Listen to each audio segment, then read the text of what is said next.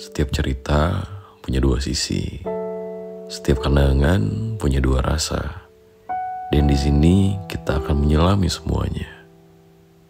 Selamat datang di podcast Jejak Temu, tempat di mana cerita, kenangan, dan drama kehidupan kita mengalir apa adanya.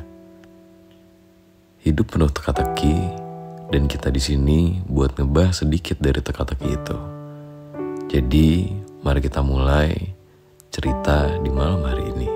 Semoga dengan mendengarkan cerita ini bisa menjadi penghantar tidur buat kamu yang sedang susah tidur.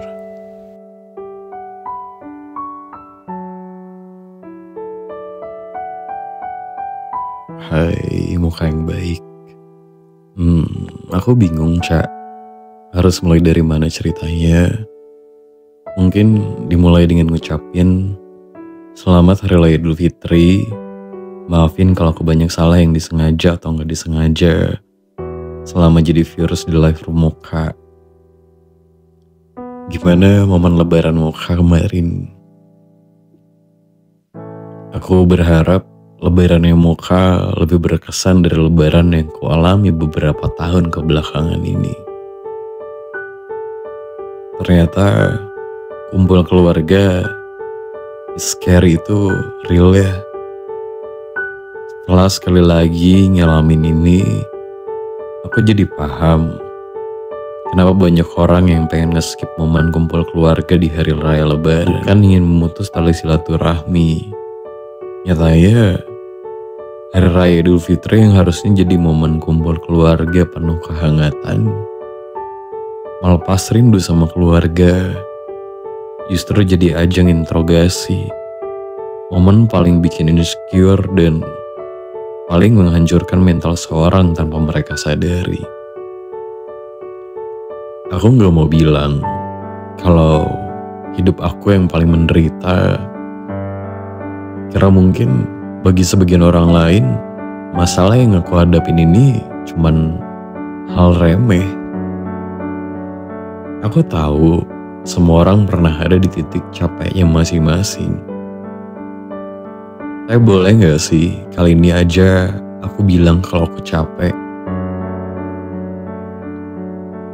Di sini aku cuman pengen ngeluapin hal-hal yang selama bertahun-tahun ini aku pendam sendirian, Cak.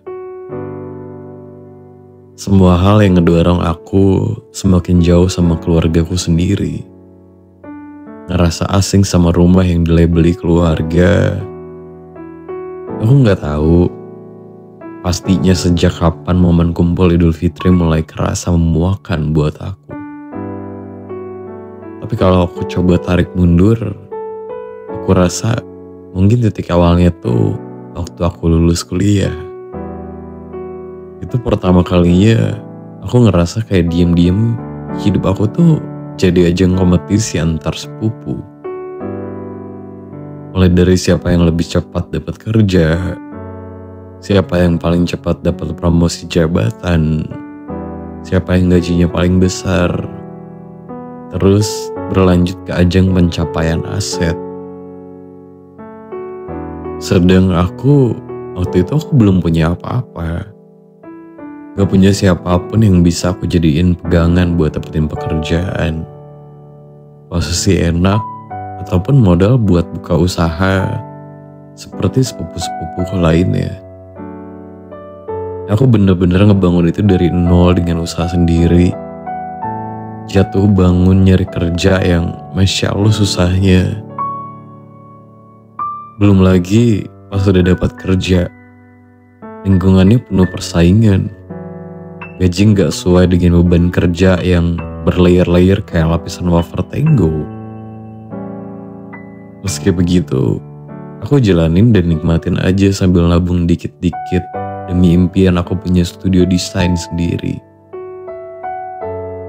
Udah jungkir balik itu pun waktu ngumpul lebaran sama keluarga, semua kerja keras aku itu gak ada apa-apanya di mata keluarga. Lucunya, mereka ngebandingin aku dengan sepupu-sepupu lainnya yang dapat kerja dan promosi pakai jalur ordal. Kayak Gak apple to apple gak sih? Aku pernah dengar kalimat bagus. Situasi sulit melahirkan orang yang kuat. Situasi yang mudah melahirkan generasi yang lemah. Aku pakai itu sebagai cambuk untuk ngebungkam omongan mereka. Alhamdulillah, Cak. Akhirnya aku bisa punya studio desain sendiri. Sekarang kliennya mulai banyak. Aku pikir gak bakal lagi menghadapi omongan-omongan nyinyir dari keluarga pas kumpul keluarga. Karena pada akhirnya aku bisa ngebuktiin omongan miring mereka soal aku. Tapi emang dasar ya, Cak. Manusia tuh gak pernah cukup. Ada aja gitu yang dicari-cari kurangnya. Ada aja gitu bahan kompetisinya. Tahu gak, Cak? Beberapa tahun kebelakangan ini mereka bikin ajang kompetisi apa? Kapan nikah? Lalu setelah satu persatu sepupuku mulai nikah, setiap kali ada pertemuan keluarga, aku harus menghadapi omongan-omongan kapan nyusul atau masa sih ngejar karir terus, gak kepikiran buat berumah tangga gitu. Jujur aja, nyinyiran om dan tanteku tuh bikin aku ngerasa kayak pencapaian yang selama ini aku usahakan mati-matian dan banggakan tuh gak ada nilainya. Seolah-olah aku jalan terlalu jauh dari garis yang mereka anggap ideal. Makin kesini, pertanyaannya bukan cuma muncul dari keluarga jauh yang aku temui setahun sekali. Tapi dari orang tua sendiri. Dari papa yang dulunya paling semangat ngedukung aku sekolah setinggi mungkin. Dari mama yang dulu selalu bangga ngeliat pencapaian karir aku. Sekarang mereka mulai nyisipin kalimat kayak, "Mama papa udah tua, pengen lihat kamu duduk di pelaminan sebelum kita gak ada." Waktu pertama dengar itu dari mulut mama papa, hati aku langsung kayak diremas kuat banget, bener-bener remuk. Waktu itu aku cuma bisa diem, gak bisa jawab, lebih tepatnya kehabisan kata. Antara takut kecewain beliau, tapi juga takut ngerusak hidupku sendiri cuman karena pengen nyenengin orang lain.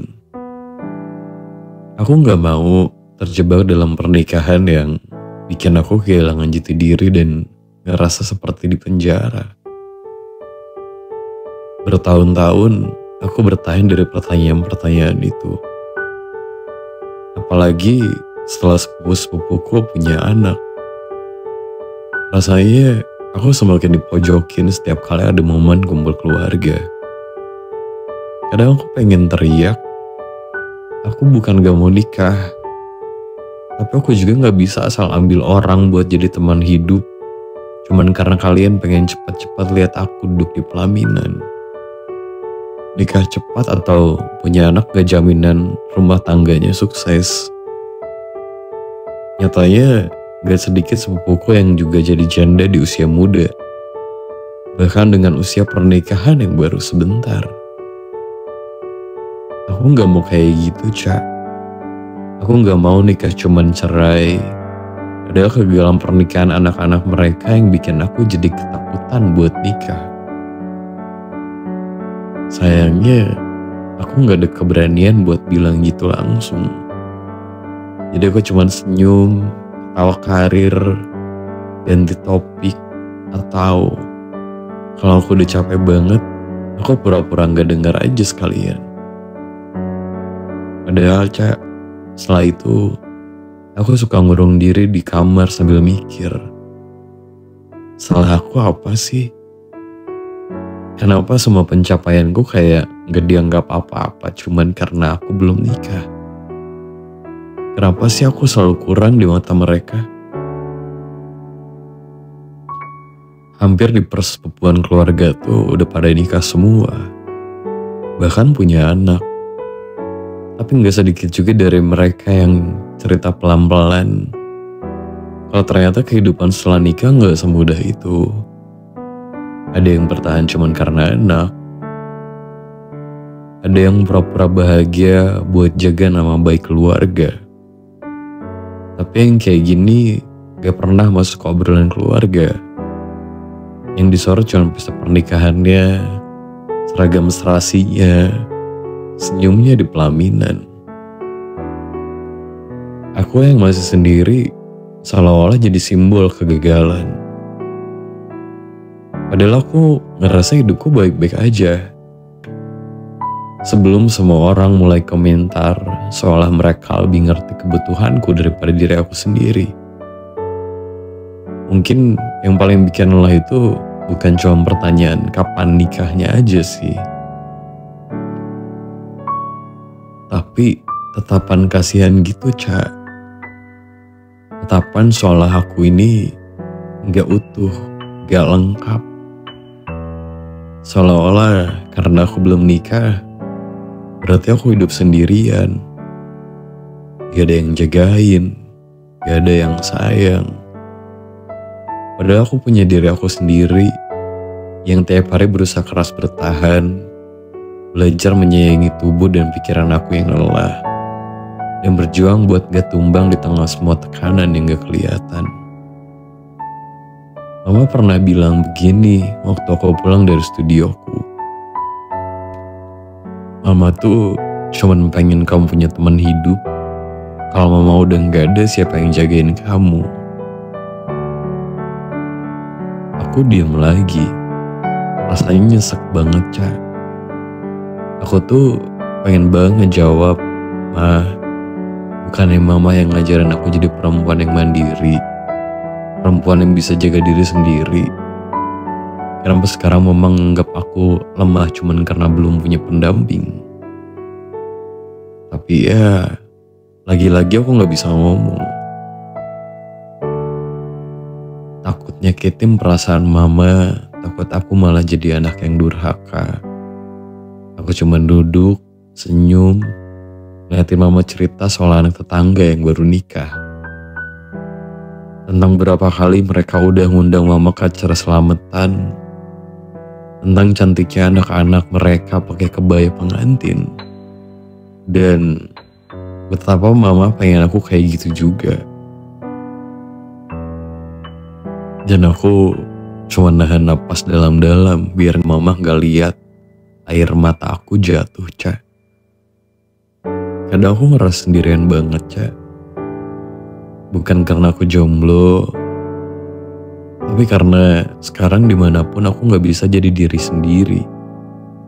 Gak bisa lagi bahas soal pekerjaan aku, impian aku, kesibukan aku, handle klien hebat. Karena semua itu dianggap gak penting selama aku belum bawa calon ke rumah.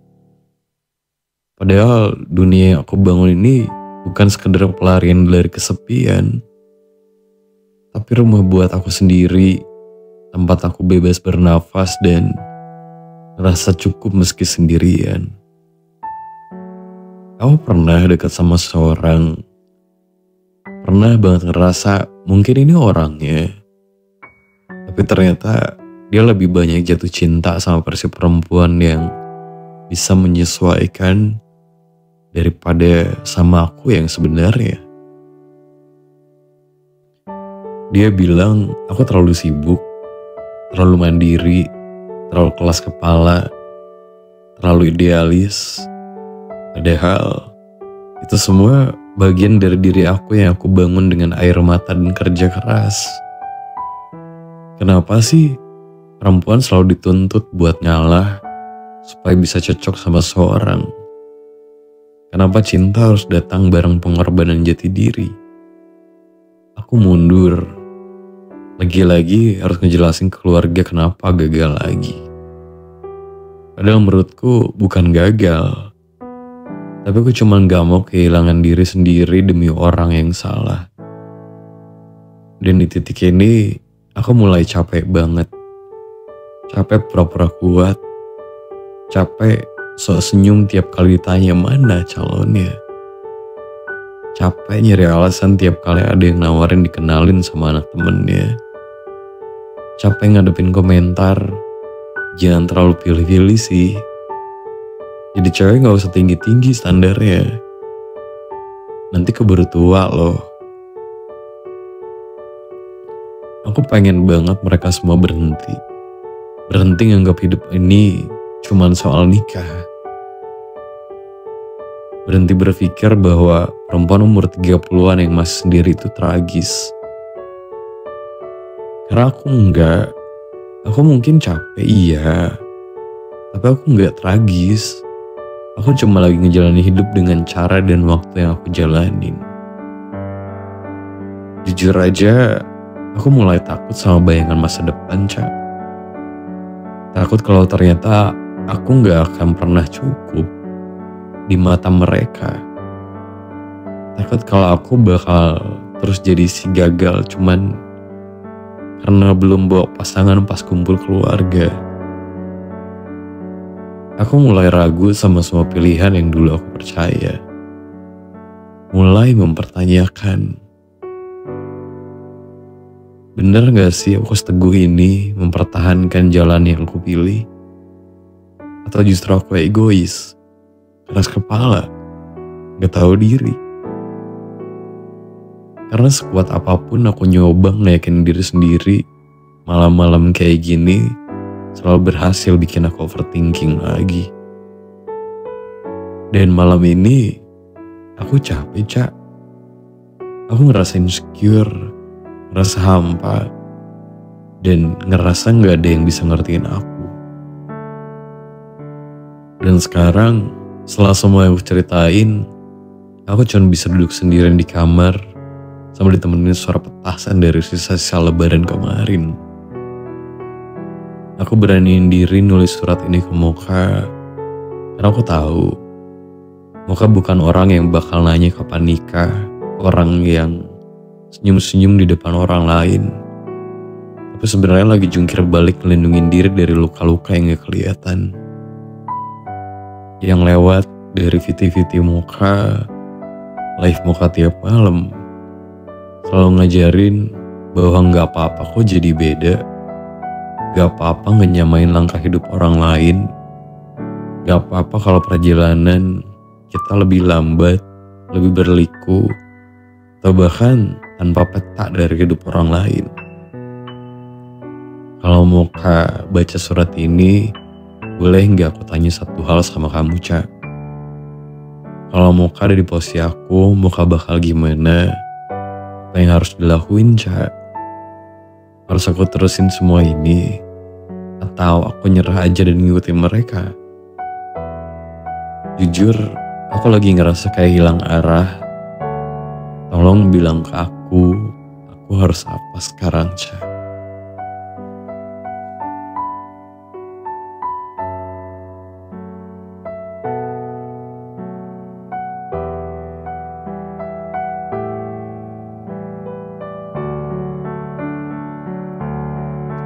Hai, kamu yang luar biasa.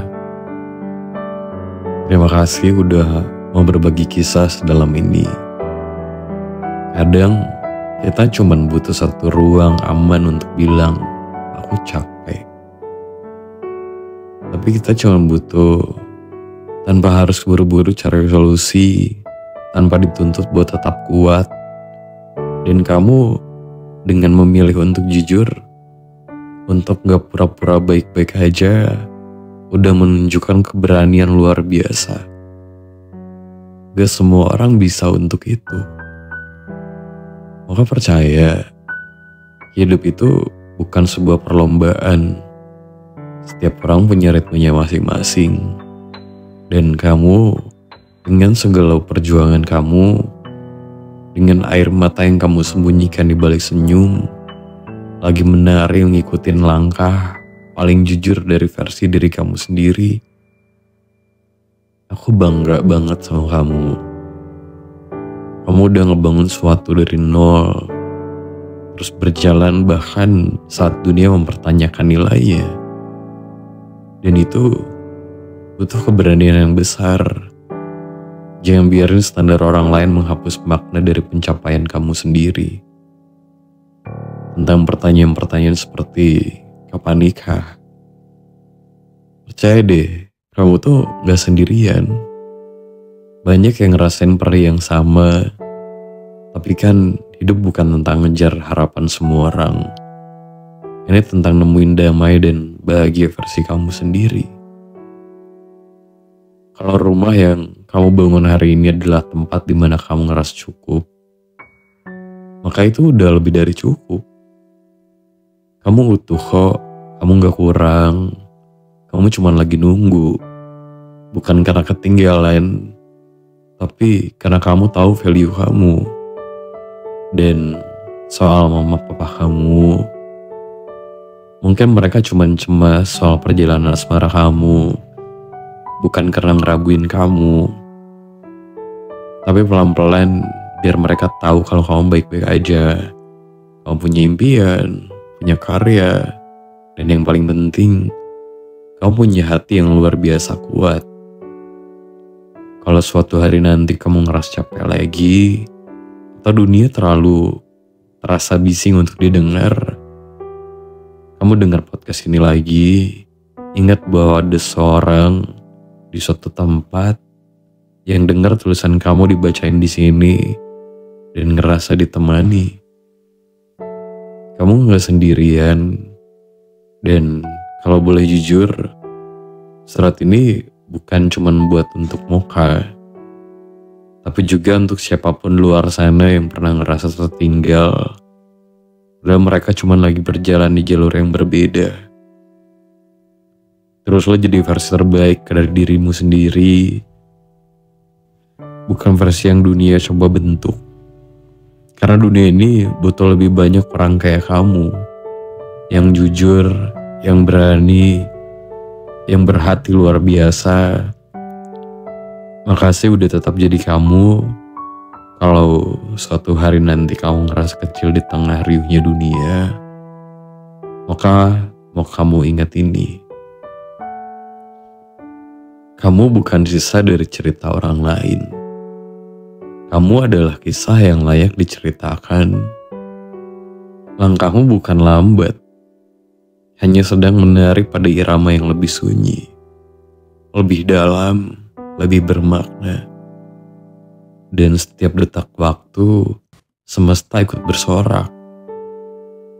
Karena kamu ada, karena kamu bertahan, karena kamu memilih tetap jadi cahaya, meski pernah merasa redup.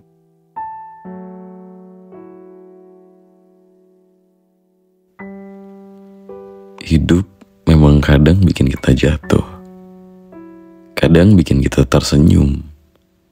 Tapi apapun yang terjadi, Mocha cuma mau ngingetin ke kamu semua, kalau kamu gak sendirian. Setiap cerita punya ruang sendiri yang gak jarang penuh tanda tanya dan sulit untuk kita pahamin. Gak apa-apa kalau kita gak tahu jawabannya, karena gak semua harus terjawab saat itu juga. Yang penting kita terus melangkah, terus berjalan, dan terus percaya segala sesuatu yang terjadi dalam hidup kita pasti bakal indah di saat yang tepat kok. Semoga apapun yang kamu jalani hari ini akan ada cahaya kecil yang selalu menemani. Sampai ketemu di episode selanjutnya. Tetap kuat, tetap berjalan, dan jangan lupa kasih ruang buat diri kamu bahagia.